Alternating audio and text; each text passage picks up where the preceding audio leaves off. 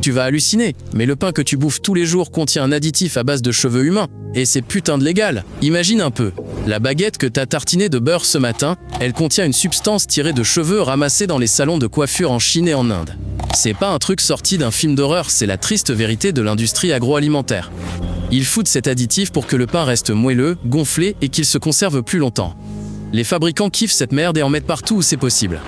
Sur étiquette, c'est noté E920 ou L-cystéine, et tu vas trouver ce machin de fou dans tes baguettes, les pains à burger, les donuts, et même dans la pizza de ton fast-food préféré. Officiellement, c'est sans danger, parce qu'ils dissolvent les cheveux dans de l'acide, les purifient, et en tirent une substance nickel. Mais bon, le fait est là. Tu te goinfres d'un produit issu de cheveux humains recyclés. Le plus aberrant, c'est qu'on pourrait fabriquer cet additif à partir de plumes de canard, ou carrément en labo, mais les cheveux, c'est moins cher. Du coup, les industriels choisissent ça. En Europe et aux États-Unis, c'est légalement autorisé, parce que le produit fini est considéré comme safe. Pourtant, le procédé, ça sonne comme un putain de scénario de film d'horreur cannibale. Alors, à chaque fois que t'achètes une foutue baguette fraîche au supermarché, il y a de fortes chances que tu te tapes les tifs recyclés d'un mec chinois de province. Putain, c'est abusé les gars, mais le commerce de cheveux humains pour la bouffe, c'est un business de plusieurs milliards, et la Chine, elle contrôle 80% du marché mondial de cette merde. Les cheveux, on les ramasse dans les salons de coiffure, les barbershops, et ils les achètent même en gros aux gens dans les zones paumées. Les pauvres vendent leur coupe pour une misère, sans se douter que ça finira dans ton putain de petit-déj. Une seule usine chinoise peut traiter jusqu'à 10 tonnes de tifs humains chaque mois. Ça se transforme en des tonnes de cette merde d'additifs. Après, ces putains de cheveux sont vendus partout dans le monde pour fabriquer de la bouffe et des cosmétiques. Le processus, c'est ça. On lave les cheveux, on les dissout dans de l'acide à haute température, on filtre, on purifie, et au final, tu te retrouves avec une poudre blanche, sans odeur ni goût. Cette poudre, ils la vendent aux fabricants de pain, de gâteaux et même de viande. Oui, ils foutent cet additif fait de tif dans les saucissons et les saucisses pour les rendre plus moelleux, donc le problème est bien plus vaste qu'il n'y paraît, putain. Les boîtes ne sont pas obligées de préciser sur elles, étiquette d'où vient cet additif E920.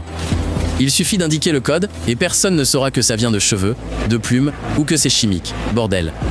Dans les années 2000, il y a eu un putain de scandale quand on a découvert que certains lots de cet additif étaient fabriqués avec des tifs ramassés dans les hôpitaux chinois, et même sur des cadavres dans les morgues, putain.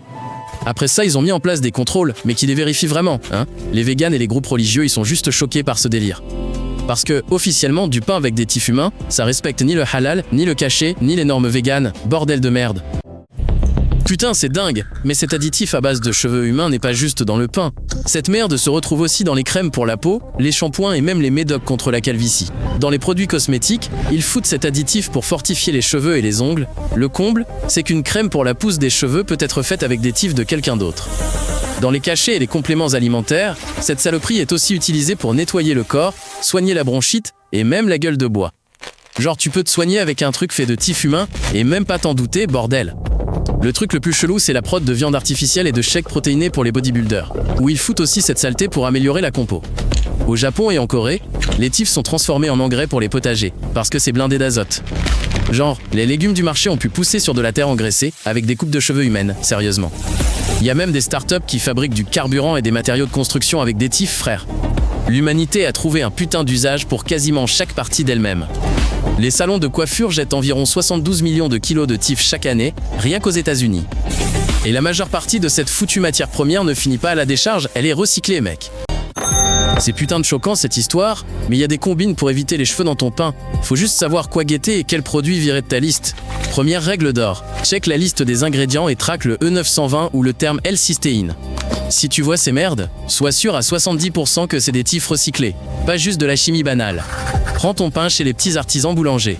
Eux, en général, ils n'utilisent pas ces saloperies industrielles, vu qu'ils font des petites fournées qu'ils écoulent vite fait. Regarde sur l'emballage s'il y a marqué « vegan, halal » ou « caché ». Si c'est certifié, ça veut dire que l'additif, c'est soit un truc chimique, soit des plumes de canard, mais putain, zéro cheveux humain, c'est garanti. La méthode la plus nickel, c'est de foutre tes mains dans la pâte et de faire ton pain maison. Juste de la farine, de l'eau, du sel et de la levure, sans toutes ces merdes et additifs à la con. C'est pas cher, ça déchire en goût et, putain, zéro poil d'un inconnu, c'est sûr et certain. Si tu craques pour du pain tout prêt, fonce sur le complet ou celui au levain. Normalement, ils y mettent rarement cette putain de saleté. Car ce genre de pâte monte déjà super bien sans aucune merde en plus. Dans les grosses enseignes genre McDonald's, Subway et KFC, c'est archi sûr qu'ils balancent du E920 dans leur pain. Ils ont besoin de ce putain de moelleux constant et d'une durée de vie longue à mort, donc le fast-food, c'est des cheveux garantis pour ton petit déjeuner de merde. Le truc essentiel à capter, c'est ça. L'industrie agroalimentaire, elle se gave pour le pognon, pas pour ta putain de santé.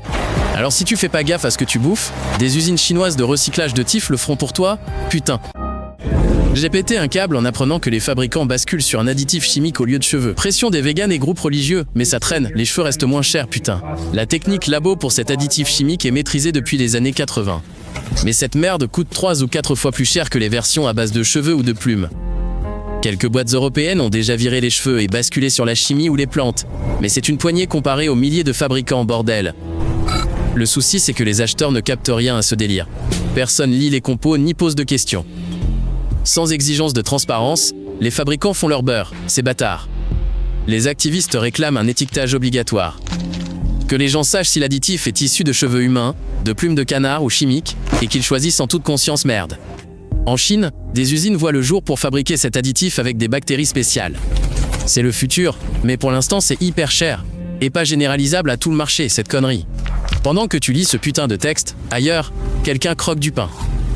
Sans se douter que dedans, c'est un produit à base de cheveux humains recyclés. Cette normalité, ça me fait juste péter les plombs, putain de merde. Va checker les autres vidéos sur la chaîne, tu vas t'en prendre plein la gueule encore et encore.